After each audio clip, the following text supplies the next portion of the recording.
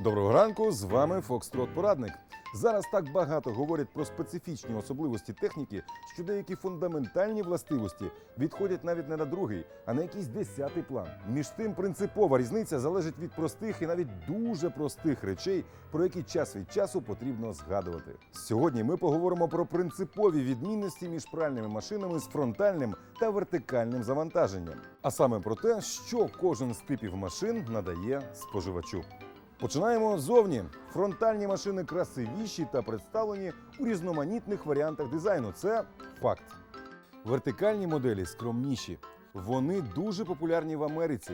Там вони мають стояти у підсобному приміщенні і просто виконувати свою функцію. Краса їм не до чого. Фронтальні – більш традиційний вибір для урбанізованої Європи, де вони разом із холодильником, кухонною плитою та іншою побутовою технікою мають створювати інтер'єр.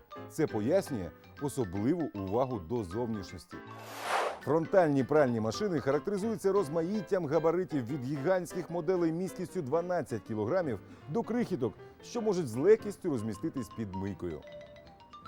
Вертикальні моделі мають фіксовані розміри, що коливаються у невеликих межах. Здається, фронталки перемагають, але не поспішайте з висновками. Фронтальні моделі мають стояти стаціонарно, бо вони дуже чутливі до виставлення по рівню. Ви не звертали увагу? У фронталок немає куліс, а є лише ніжки зі змінною висотою, щоб один раз встановити і залишити машину на місці. Якщо їх пересувати по квартирі, то вони не працюватимуть коректно. Вертикальним машинам майже байдуже де стояти за рахунок подвійного кріплення барабану. Вони мають більш досконалу систему балансування. Завдяки цьому, при відсутності місця у ванній кімнаті, ви можете тримати велику пральну машину де завгодно. Грубо кажучи, викочувати її з якогось кутку тільки на час прання.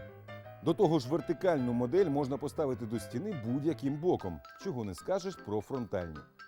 Далі про функції. Можна сказати, що потенційно всі фронтальні моделі набагато функціональніші, але не можна сказати, що кожна фронталка краща за будь-яку модель з вертикальним завантаженням.